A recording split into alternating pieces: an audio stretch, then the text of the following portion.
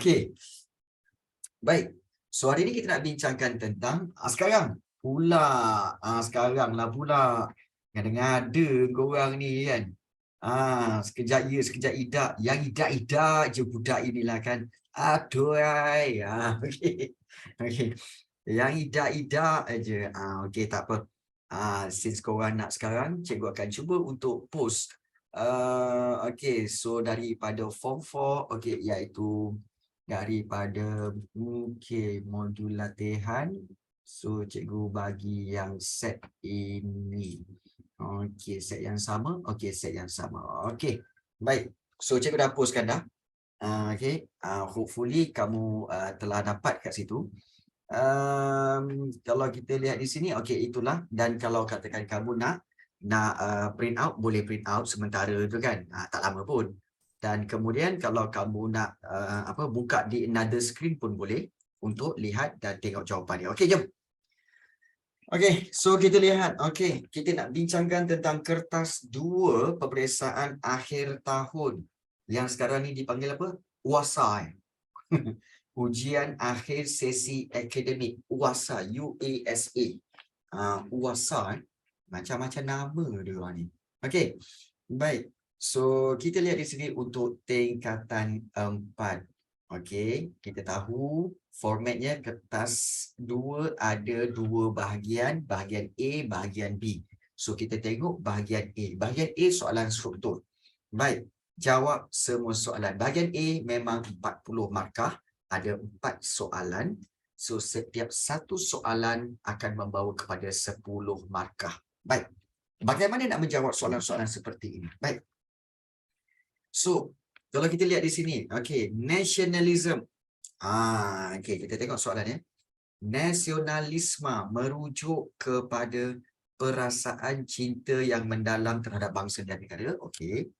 Baik, apakah faktor kemunculan gerakan nasionalisme, okey, di negara kita pada abad ke-20? Apakah faktornya? Okey, so kalau kita lihat di sini, okey, apakah faktornya, dan kita akan lihat okey peruntukan markah yang diberi. Peruntukan markah yang diberi adalah sebanyak 3 markah. Baik, kalau 3 markah ni sebenarnya okey, kita boleh beri 3-3 ni fakta. 3-3 ini fakta. Okey, jadi itu caranya. Maknanya kalau dia sikit 2 atau 3, bagi je lah 3-3 tu fakta. Supaya ini lebih tepat. Baik. So, macam mana nak buat ni, cikgu? Baik. First of all, kita akan terus sketch jawapan dia. Maknanya, kalau kamu dapat kat sini kan, kamu terus conteng kat tepi. Okey. Okey, iaitu apakah jawapan dia bagi soalan ini. Jawab yang pendek-pendek. Supaya nanti bila kamu nak buat ayat, kamu boleh terus membina ayat di jawapan itu. Baik. So, sekarang sila beritahu cikgu. Boleh tak beritahu cikgu apakah dia punya faktor-faktornya? Siapa boleh bagi tahu jawapan dia? Okey. Ya. Ada jawapannya tak? Ada ke tak ada ni? Ingat ke tak ingat? Bagi tahu je, ingat ke tak ingat korang? Mengaku je lah. Mengaku je lah. Korang ingat ke tak ingat ni? Okey. Baik, tak ingat? Okey. Ingat-ingat. Ingat 2 je. Tak. Okey, baik. Buku di hujung jari. Okey, ya je. Okey, baik. Ingat-ingat lupa. Tu lagilah. Baik. So, antara faktornya, faktor kemunculannya, okey, boleh tulis kat sini. Okey, kita tulis. Antaranya iaitu peranan agama. Itu satu. Kemudian, selain daripada peranan agama, yang kedua iaitu tentang penulisan kreatif. Itu yang kedua. Okey, penulisan kreatif. Lagi apa? Okey, penulisan kreatif bagus. Rasa tahu tapi tak tahu. Okey.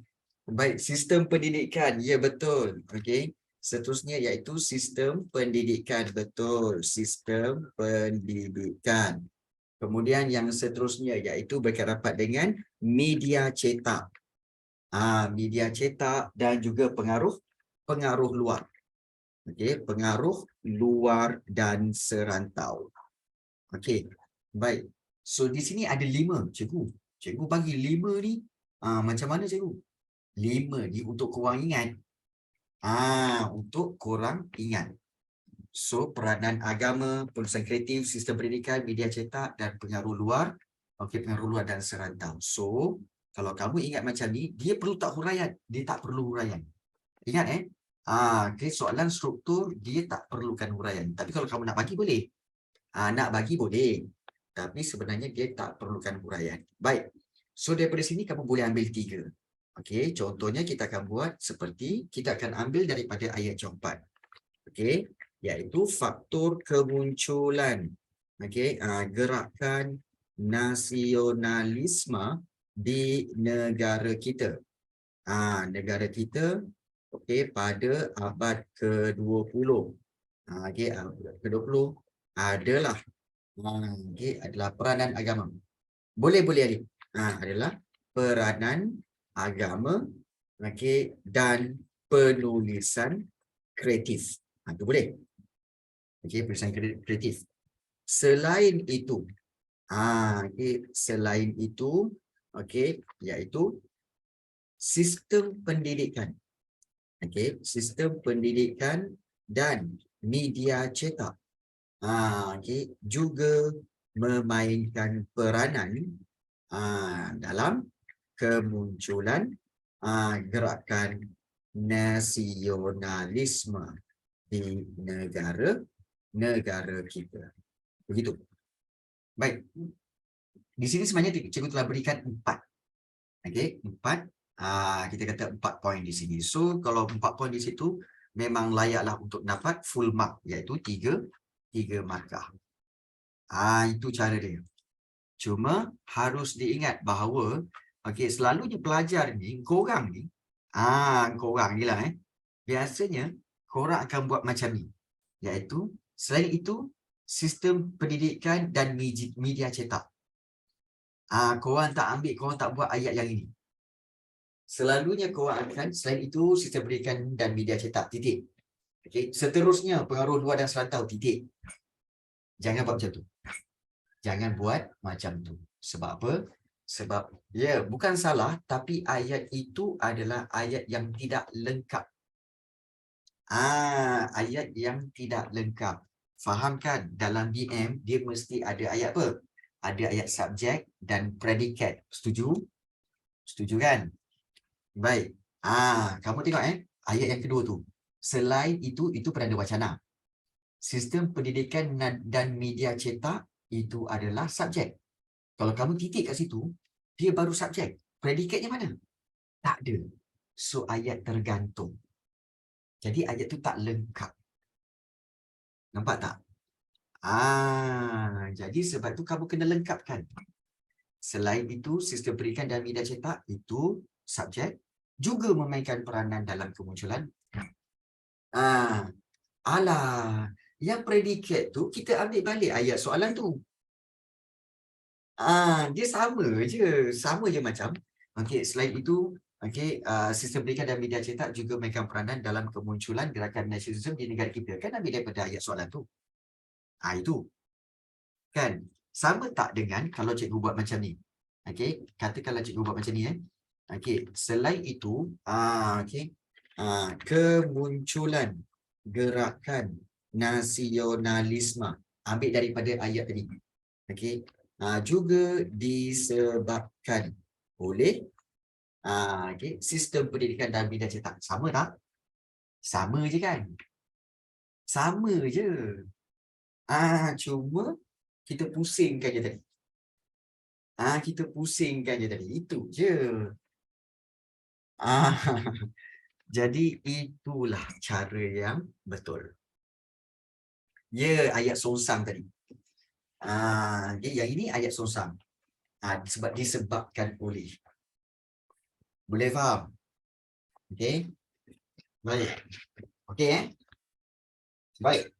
So kita dah habis. Tentang soalan yang pertama, soalan 1A. Peher. Peher dah.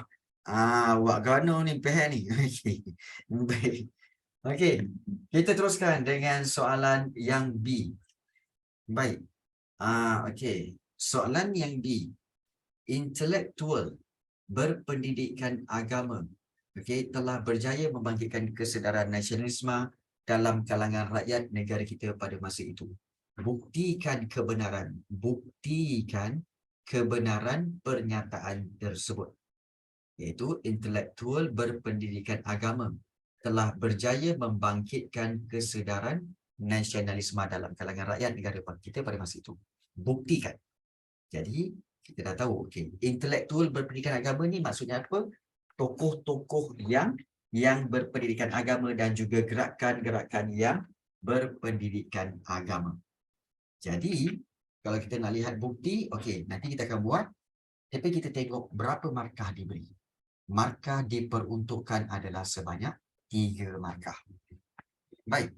So, mula-mula, kamu kena fikir dulu. Okey, siapakah intelektual yang berpendidikan agama tu? Alamak, cikgu, yang mana intelektual berpendidikan agama? Ingat lagi tak? Antaranya, yang pertama iaitu kaum muda. Ingat lagi tak? Okey. Kaum muda. Ya, kaum muda yang membawa perubahan tu. Dan siapakah tokohnya? Iaitu tokohnya adalah Syekh Muhammad Tahir. Okey, Tahir Jalaluddin. Syekh Muhammad Tahir Jalaluddin. Itu tokoh dia.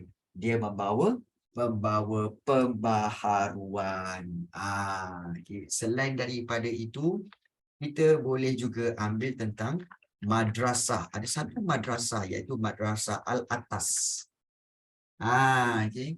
Okey, betul. Madrasah Al-Atas. Okey, apa yang dia buat? Iaitu dia telah mengajak pelajarnya untuk membawa kepada kemajuan. Okey, mengajak pelajarnya untuk menyebarkan fahaman. Menyebarkan fahaman Islam. Menyebarkan fahaman Islam. Baik. So, adakah ini mencukupi, cikgu? Ya, mencukupi kalau kamu tahu bagaimana untuk huraikan dia. Baik. Bagaimana untuk kita huraikan? Kita tak perlu banyak-banyak sebab dia 3 markah je. So, kita katakan bahawa, bagaimana nak mulakan ayat ni? Iaitu kita ambil, intelektual berpendidikan agama. Telah berjaya membangkitkan kesedaran kesedaran nasionalisme, iaitu nasionalisme dalam kalangan rakyat. So itu boleh buat ayat pernyataan lah. Hal ini dibuktikan dengan kewujudan kaum muda. Kaum muda yang menyebarkan idea melalui kaum muda menyebarkan idea melalui apa? Melalui apa? Ada satu gerakan. Gerakan islah. Bagus. Iaitu gerakan islah. So, kita tahu bahawa kaum muda ini dipimpin oleh Syekh Muhammad Tahir Jalaluddin. So, nak tambah lagi Syed Syekh Al-Hadi boleh juga. Dan Syed Syekh Al-Hadi pun boleh. So di sini kalau kita lihat dah dapat 2 markah. Selain itu kewujudan madrasah Al-Atas di Johor Bahru di Johor Bahru. Dia buat apa? Telah mengajak kita kata telah mengajak pelajarnya untuk menyebarkan fahaman Islam. Dan kalau kamu nak elaboratekan boleh menyebarkan fahaman Islam yang mencetuskan mencetuskan kesedaran nasionalis itu. Cukup. Ingat cikgu ajar kamu semua untuk buat jawapan berdasarkan markah. Markah 3 kita buat 3. Markah 4 kita buat 4. Jadi kata apa, kadang-kadang kita ni apa tahu, cikgu kalau bagi lebih kan bagus cikgu, just in case kalau katakan satu salah, kita boleh bagi satu lagi. Itu memang betul. Tetapi realiti, keadaan sebenar dalam peperiksaan, sempat ke korang jawab semua soalan? Banyak kali korang jawab soalan tak cukup masa. Betul tak? Betul tak? Janganlah korang nak membongak. Betul tak Zarif? Betul tak? Harusani berapa banyak peperiksaan sejarah kertas 2 tu kan memang sudahnya sampai ke sudah mesti ada tinggal satu soalan. Ui, aku soalan nombor 1 C aku tak jawab lah. Soalan nombor 2 B aku tak jawab lah. Tak cukup masa. Betul? Jadi kita tak ada masa nak bagi tambahan poin lagi. Tak ada. Jadi kita bagi apa yang dia nak, kita bagi cukup. Sebab peperiksaan ini menjawab soalan dalam masa diberi. Masa tu. Jadi kita kena tulis dengan cepat. Tulis dengan cepat.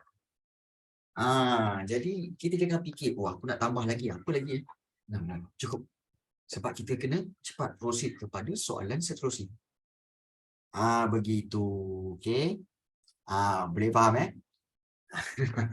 Baik. So, cikgu harap ini dapat membantu kamu untuk set your mind bahawa jawab berdasarkan markah yang diberi. Baik. Soalan C. Kita tahu soalan C adalah soalan daripada Kebat. Baik, jelaskan ciri-ciri rakyat Malaysia yang mempunyai semangat nasionalisme yang tinggi. Baik. Jelaskan ciri-ciri rakyat Malaysia yang mempunyai semangat nasionalisme yang tinggi. Baik. Sebenarnya soalan ini samalah macam beritahu.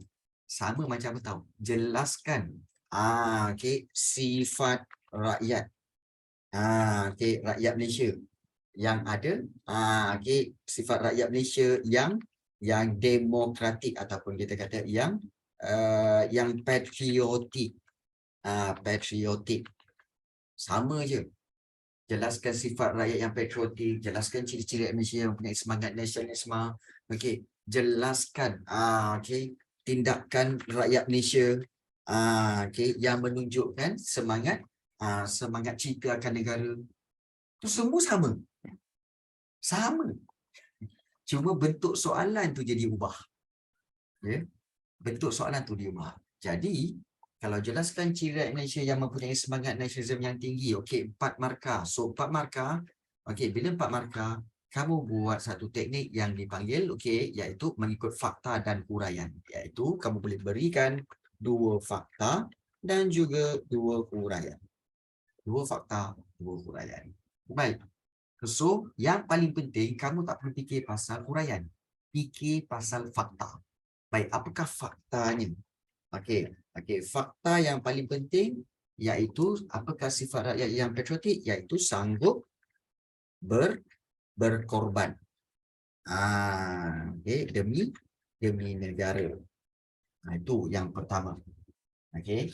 Sanggup berkorban demi negara. Dan yang kedua iaitu kita boleh tulis iaitu yang berkaitan dengan berusaha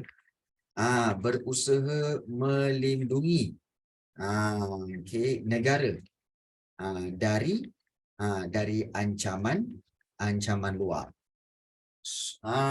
Rakyat yang mengamalkan nilai murni. Nilai murni ni sebenarnya kurang sikit lah. Kurang sikit. Sebab amalkan nilai murni itu Okey, prinsip rukun negara. Okey, boleh juga. Maknanya kita boleh ambil lagi satu iaitu tentang okey, amalkan okey, nilai dan prinsip. Betul, prinsip rukun negara. Betul. Okey.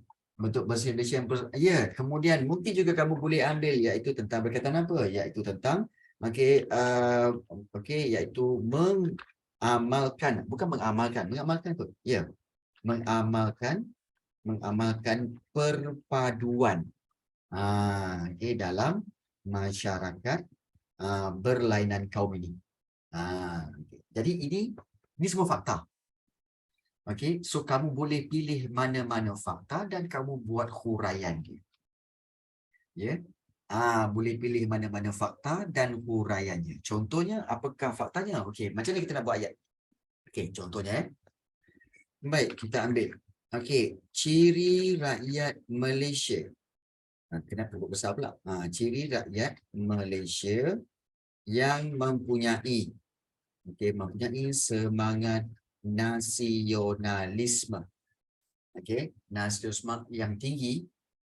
Okey, yang tinggi okey adalah okey, sanggup berkorban demi negara. Okey, sanggup berkorban demi negara. Jadi kita boleh kata rakyat kalau kita boleh kata rakyat yang bersifat begini akan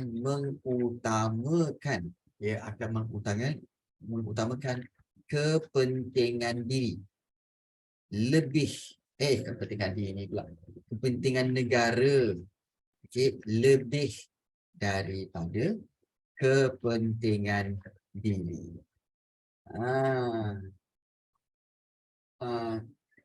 Okey, baik Alif. Terkejut cikgu tiba-tiba ada nama Maya.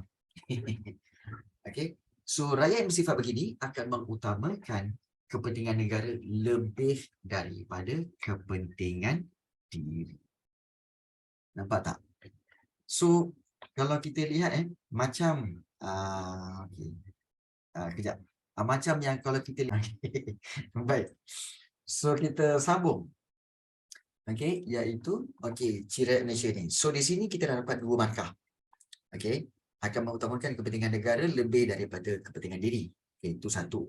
Yang kedua, bila kita dapat jawab, untuk fakta yang kedua kita akan guna penanda wacana seperti biasa. Selain itu, selain itu,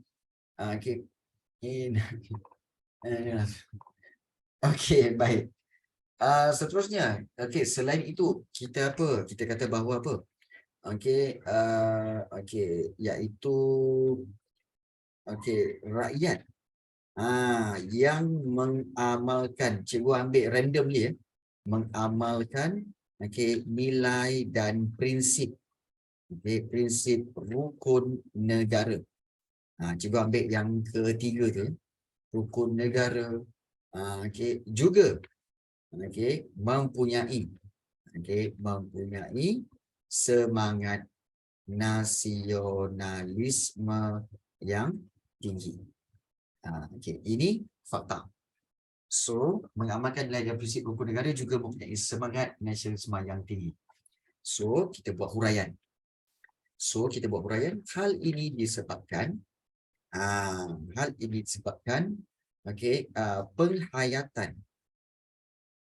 penghayatan rukun negara mampu mencetuskan rasa kasih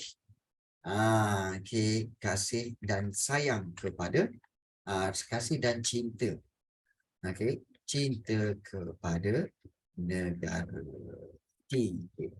Cukup. Jadi cukup dengan dua fakta dan huraian. Enough. So yang cikgu bagi fakta lebih itu hanyalah untuk membantu kamu memberikan idea-idea lain. Idea-idea lain. So ini cara. Okey. So kita dah jawab soalan 1A, B dan juga C. Okey. So korang dah ambil ke? Kita, belum lagi? Dah jadi ini untuk ingat kita saya bos dengan cikgu. Okey, baik Zarif, bagus.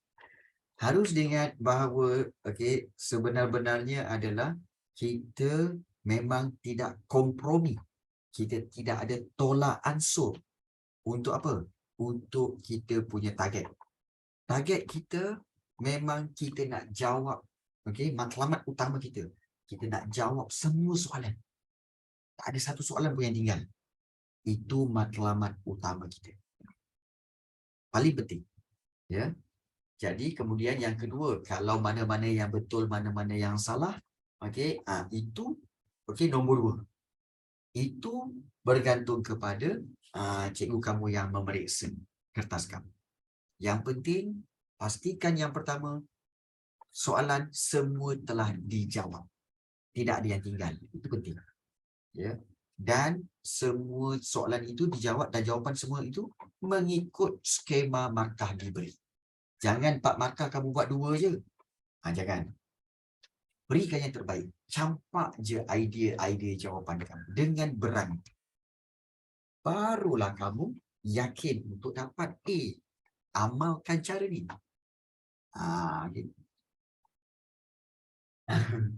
Okey, saya jawab soalan tiba-tiba soalan yang susah dapat betul. Okey. Soalan susah dapat betul. Sebab sebenarnya kita tak tahu soalan mana yang sebenarnya kita buat betul. Kita tak tahu. Ingat cikgu boleh arahkan kita di dalam peperiksaan adalah satu peperangan.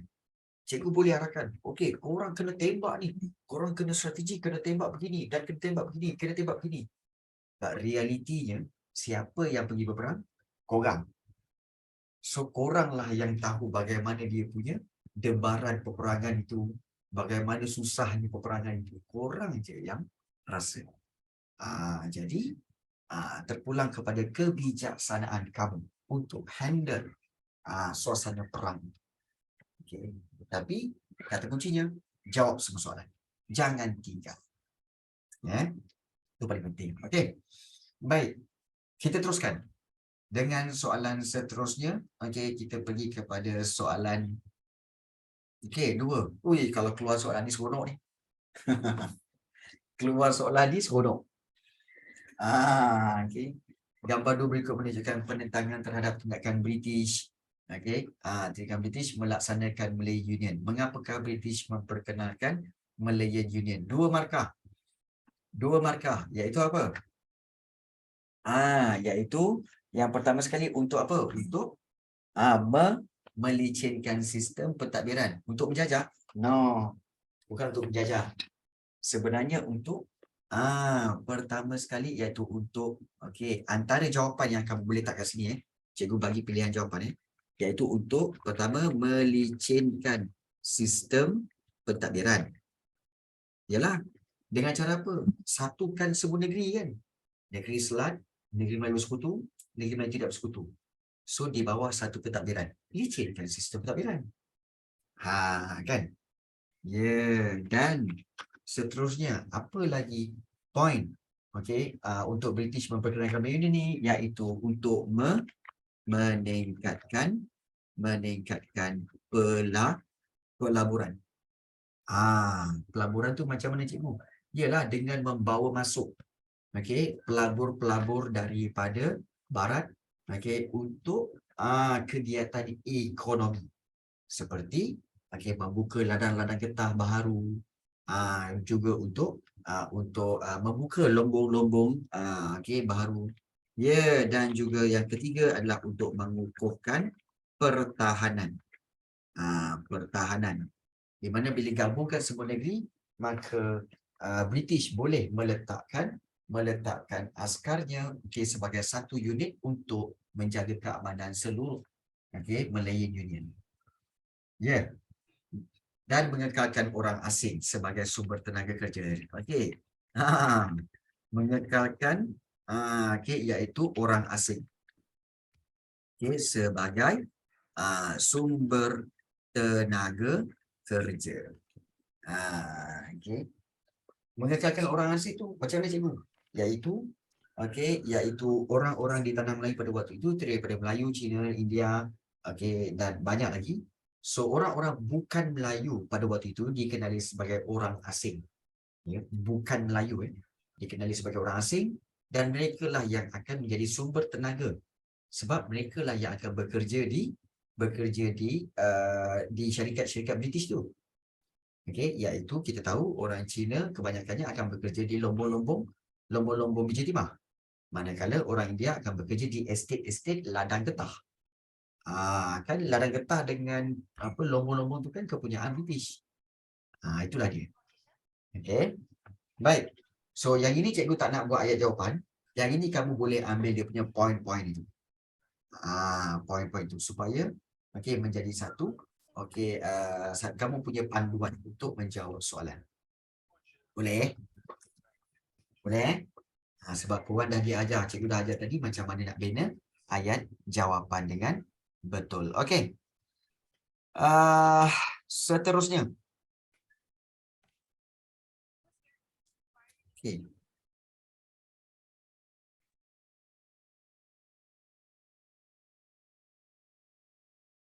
Okey, baik.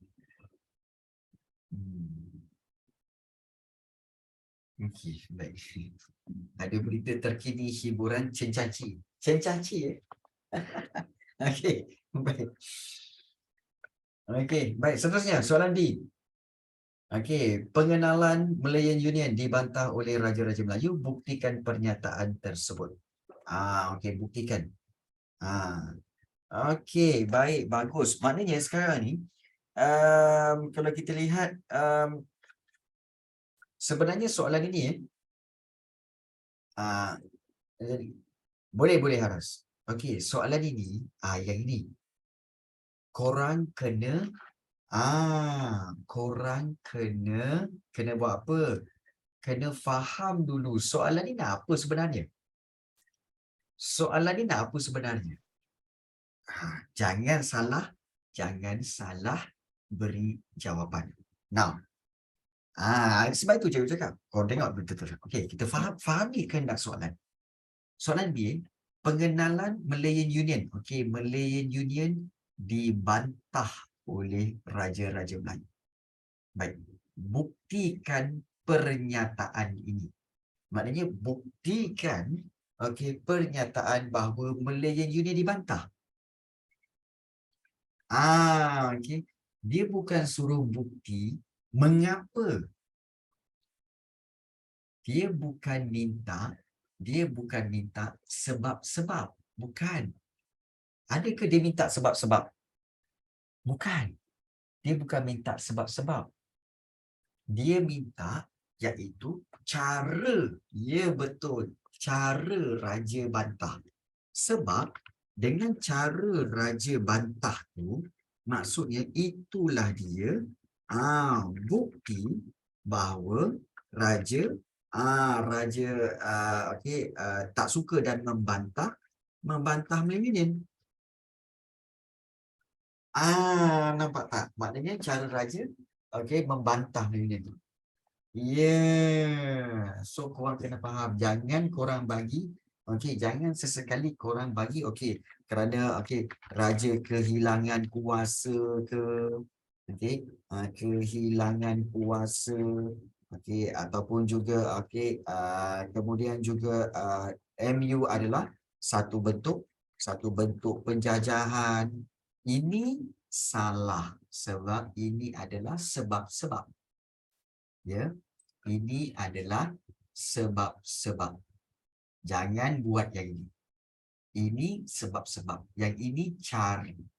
So, dia nak bukti Melayu ni dibantah oleh Raja Melayu, iaitu dia nak apakah cara Raja bantah. Betul ke Raja bantah? Apa bukti dia bantah? Orang tengok tak? Raja sebenarnya telah pun bantah. Cara apa? Menghantar, membawa kes Melayu ni ke Mahkamah Tinggi England. Itulah dia. Jadi ingat, kita tak nak buat jawapan panjang-panjang. In the end, cikgu kamu tulis apa? TR. Apa itu TR? Kamu tulis dah panjang-panjang, kemudian cikgu kamu tanda dia tu apa? TR. Tidak relevan. Taman rakyat tidak relevan. So terusnya dia dapat okey, dia terus okey buat macam ni kat part markah dan itu dia apa? Kosong. TR dan kosong. Kamu dapat panjang-panjang ni. Inilah saat di mana kamu tengok apa? Kamu akan sakit hati. Aduh, aku buat panjang-panjang satu pun tak dapat. Okay. Aku buat panjang-panjang jawapan satu pun tak dapat. So kita tak nak macam tu. Kena saya. Okey. Baik. So, okey, fahami kehendak soalan. So, soalan dia nak cara. Baik, apakah cara okey untuk raja-raja Bantan ni? Ya, yang betul. Yang pertama iaitu membawa membawa kes ini.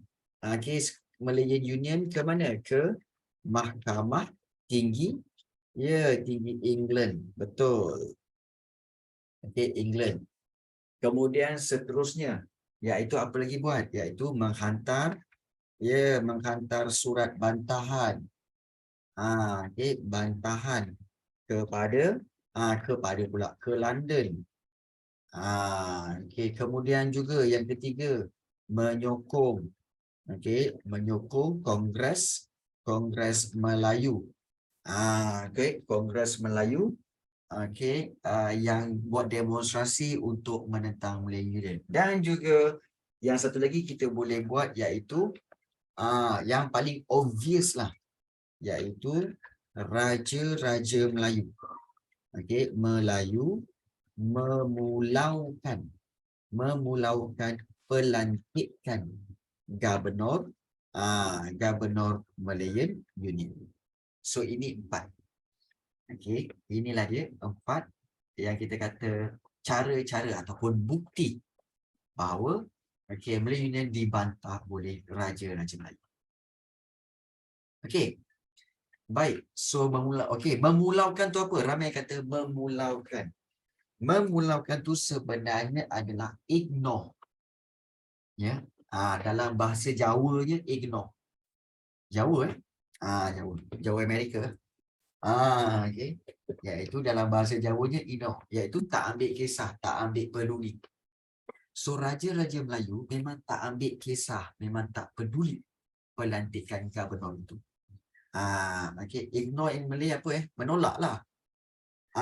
Menolak lah. Okey, tapi kalau memulaukan ni ada satu perkataan lain.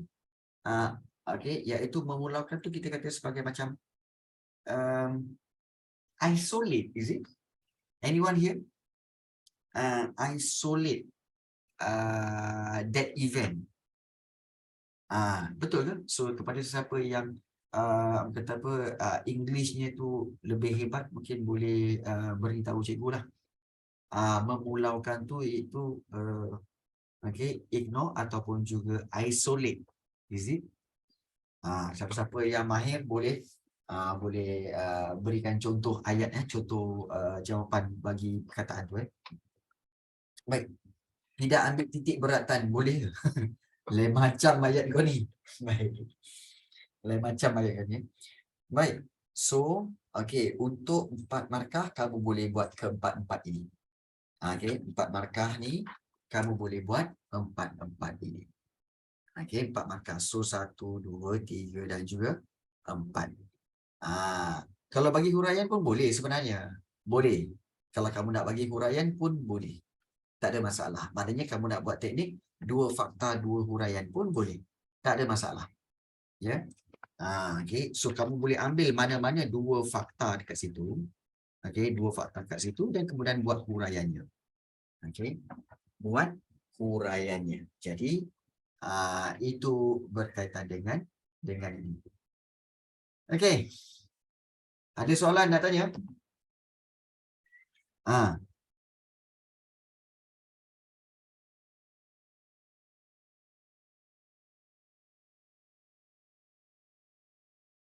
Okey, baik, bagus. Okey. Baik. Okey, baik. Macam nak start jawapan ni? Lapak cikgu sebenarnya. Ya, betul Faribah. Cikgu pun lapak sebenarnya. Betul ni. Okey. Baik. Macam mana nak mula ayat jawapan ni? Bagus soalan ni. Okey. Okey. Malayan Union dibantah oleh Raja Raja Melayu. Dan sebab dia sama ada kamu boleh stop kat situ ataupun kamu boleh sambung. Malayan Union dibantah oleh Raja-Raja Melayu dan ataupun dan ini dibuktikan. Dan ini dibuktikan tidak. Dan ini dibuktikan apabila Raja-Raja Melayu membawa kes Malayan Union ke Mahkamah Tinggi England. So macam tu cara dia. Ke Mahkamah Tinggi England. Betul juga. Betul. Dibuktikan apabila Raja Melayu membawa kes Malayan Union ke Mahkamah Tinggi England. Dan kalau kamu nak buat huraian boleh juga. So kalau kita boleh tulis iaitu menurut menurut perundangan British. Menurut perundangan British, kita tahu bahawa cara iaitu siapa yang dapatkan tanda tangan Sultan untuk bersetuju tentang Malayan Union? Siapa nama dia? Siapa nama dia? Korang kena ingat ni. Apa McDonald pula? Wah, mentang-mentang dah lapar, kan? Semuanya pergi McDonald.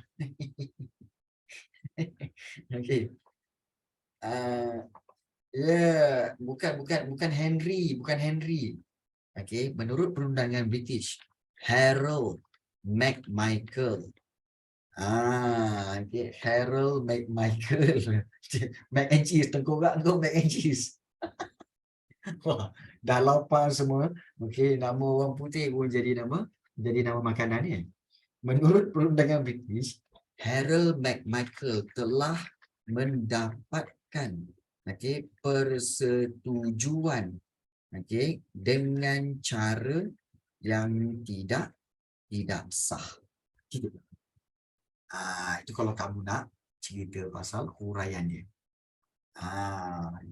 Kita tahu Harold McMichael memang telah memaksa kan mengenakan ubutan desakan untuk dapatkan tanda tangan Sultan bagi bersetuju untuk menubuhkan Malayan Union. Itu cara dia yang pertama. Baik, yang kedua, iaitu selain itu, Raja-Raja Melayu. Raja-Raja Melayu juga telah menghantar surat bantahan ke London. Ke London untuk apa? Untuk ke London mendakwa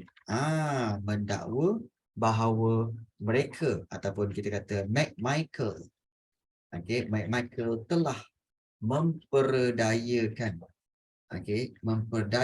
dan mengubut mereka. Ini satu satu ayat dengan 2 poin. Ini pun cukup sebenarnya. Iaitu Raja-Raja Melayu telah menghantar surat bantahan, ini satu markah. Mendakwa McMichael telah memperdaya dan mengugut mereka, another markah. Cukup lah tu, 4 markah. Ini cara dia.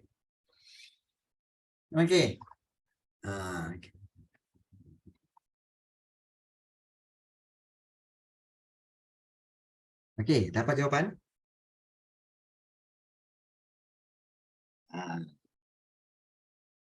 Apa maksud kebat terbuka dengan tutup? Saya selalu tutup kedua ni. Baik, dia macam ni. Kebat terbuka kebat tertutup. Baik, kebat terbuka sebenarnya adalah kebat yang kamu perlu cari jawapannya di luar daripada buku teks. Di luar daripada buku teks. So jawapan tu tak dalam buku teks. Tapi kalau kebat, kebat tertutup, iaitu dia punya jawapan tu ada dalam buku teks. Boleh diperolehi dari dalam buku teks. Itu perbezaannya. Okay. Ya. InsyaAllah Faribah. InsyaAllah Faribah. Cikgu doakanlah Okey. Tapi okey. Dapat tak? Kau tengah salin ni? Tengah salin okey. Dah siap. Bagus. Okey, baik, bagus. Tengah buat C. Oh, nak buat C dah ni. Kita nak buat pada C Kita teruskan. Baik. Kita tengok yang bahagian yang C. Jelaskan kesan terhadap negara kita hari ini. Sekiranya Melayu Union tidak ditentang oleh orang Melayu. Yang ini contoh. Ini contoh apa? Inilah contoh kebat tertutup. Apa beza cikgu? Perasan tak bahawa jelaskan kesan terhadap negara kita hari ini sekiranya Melayu Union tidak ditentang oleh orang Melayu. Maknanya, kesan-kesan kalau Melayu Union terus berkuasa. Maknanya kita boleh ambil lah bahawa Melayu Union ini, kalau terus berkuasa apa yang berlaku? Maknanya kita boleh cerita tentang kesan-kesan pemerintah Melayu Union. Iaitu kita tahu kan, kewarganegaraan menjadi longgar, raja akan terhapus. Banyak. Sebab itu sebenar-benarnya kebat tertutup lebih mudah bagi cikgu lah. Kebat tertutup lebih mudah daripada kebat terbuka. Sebab kebat terbuka ada jawapan dia dalam tu. Kita boleh fikir balik. Tapi kalau kebat terbuka ni, dia punya pemikiran tu luas. Bagi cikgu. Kalau bagi korang, lain okey, baik. Kalau tertutup, tertutup ni sebenarnya kalau kita faham dah mudah dah sebenarnya. Contoh, jelaskan kesan terhadap negara kita hari ini sekiranya Melayu Union tidak ditentang oleh orang Melayu. So, kita tahu dia 4 markah, kita tahu kalau nak buat 2 fakta, 2 huraian. Itu memang kita tahu. So, apakah fakta-fakta yang kita boleh berikan? So, kesan dia. So, kalau kita lihat kesan di sini, kesan jika Melayu Union tidak ditentang. Tidak ditentang. So, kita boleh tulis kat situ. Yang pertama sekali, Raja Melayu akan hilang kewujudannya. Akan hilang kedaulatan lah. Kedaulatan akang pula, bila masa pula jadi orang Ganu ni, kan? Syarul lah ni. Kan? Syarul lah ni, tiba je Syarul. Tadi Syarul ada. Ni tak ada lagi. Oh, Syarul ada. Okey. Tiba-tiba je Syarul. Alah, saya pula cikgu, saya demam macam mana ni? Demam ke? Ya. Demam kenapa? Demam nak jawab soalan? Nak periksa? Tak. Lain cerita. Lain cerita pula. Risau cikgu. Kenapa kau Syarul? Ada perhimpunan pagi tadi. Kenapa? Buat perhimpunan bukan perhimpunan, buat dataran untuk kat sekolah, buat dekat tengah hujan. Serius ah? Serius. Tapi hujan-hujan tu korang juga tetap berhimpun. Mula-mula tak hujan tu, sikit-sikit je. Lepas tu semakin lebat hujan tu, dia duduk situ juga lah. Lepas tu cikgu suruh pergi surai lah. Okey. Tapi waktu tu kamu dah kena hujan lah. Kena dah. Syarul, tentang hujan ni satu je. Korang jangan risau. Iaitu apa? Kalau orang yang kuat kan, dia kata apa? Lautan api sanggup kurenai. Kemudian apa? Hujan api sanggup kurenai. Setakat hujan air, apalah sangat. Alah. Air hujan dengan air biasa lain cerita dia. Lain pula. Baik. Air kopi pun. Betul. Betul. Kan lautan api sambil berenang, kopi panas pun tiup. Leh. Okey, baik. Okey. Baik. Kesan jika Malaya Union tidak ditentang, Raja Melayu akan hilang kedaulatan. Betul. Kemudian yang seterusnya, negara tidak akan merdeka ataupun tidak akan memperoleh kemerdekaan. Kemerdekaan. Kemudian juga kita boleh katakan iaitu orang Melayu. Orang Melayu hilang hak keistimewaan. Hilang hak keistimewaan, dan mungkin juga kita boleh kata bahawa hasil sumber ekonomi, hasil sumber ekonomi negara, negara akan dieksploitasi, dieksploitasi oleh British. Jadi inilah antara fakta-fakta yang mana huraiannya kawan boleh buat macam mana nak buat. Terulang. Ini fakta-faktanya, iaitu kesan jika Melayu ini tidak ditentang, Raja Melayu akan hilang kedaulatan. Negara tidak akan memperoleh kemerdekaan, orang Melayu akan hilang hak keistimewaan. Hasil sumber ekonomi negara akan dieksploitasi. Akan terus dieksploitasi oleh British. Apa itu dieksploitasi? Maknanya akan dikuasai, akan diambil habis-habisan oleh British. Jadi inilah kesannya terhadap negara kita jika Malaya Union tidak ditentang oleh orang Melayu. Baik. Teknik-teknik yang cikgu berikan ini seperti fakta dan huraian. Kamu sketch dulu, ingat macam cikgu suruh cakap, kamu sketch dulu di luar, pendek-pendek je. Kemudian baru kamu bina ayat. Kenapa cikgu suruh sketch? Kenapa cikgu suruh sketch kat sini, cikgu? Bukankah itu akan buang masa? Kamu tahu tak? Kalau kamu tak sketch, kamu sketch ni pun tak perlulah nak detail pun sebenarnya. Pendek-pendek je. Contohnya Raja Melayu hilang kedaulatan. Negara tidak memperoleh kemerdekaan. Orang Melayu hilang hak keistimewaan. Hasil sumber akan terus diambil, dieksploitasi oleh British.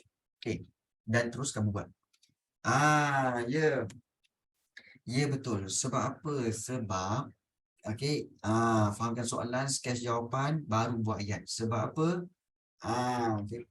Kalau kamu tak sketch, kamu akan jadi apa?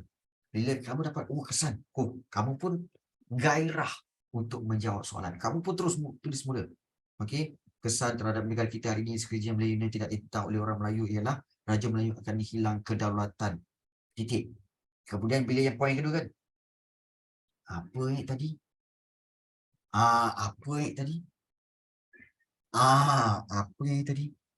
Sudah. Alamak, lupa apa tadi? Kita nak elakkan yang ini. Untuk mengelakkan kita mengalami suasana apa tadi, jawapan yang kedua, lupa pula. Kita nak elakkan jadi macam tu, sebab itu kita sketch jawapan dulu. Sketch. Dan bila kita buat ayat, kita dah tak buang masa. Kita terus ambil point, yang kedua ni, yang macam tu. Jadi ianya lebih menjimatkan masa. Tak payah padam. Biar je. Biar je kat situ. Tak payah padam. Terus tulis dah habis sampai sini kan. Dah. Yang ini tak payah padam. Biar terus. Next soalan macam tu. Sebab apa? Sebab kalau kamu tak buat ni, sebab korang memang selalu akan bila dah buat ayat yang pertama, ayat buat yang kedua. Yang ketiga apa yang tadi? Itu yang ramai tengok lampu, ramai tengok kipas, tengok kawan sebelah, tengok kiri kanan. Apa yang tadi nombor 2? Tengok orang depan, kerana pula perempuan kat depan, kau tengok tudung dia sampai tembus. Cari jawapan. Mana jawapan ni? Kita tak nak macam tu.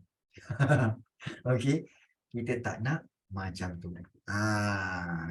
Risau. Ya, betul. Kesan ni dalam textbook cikgu, ya ada. Ya ada.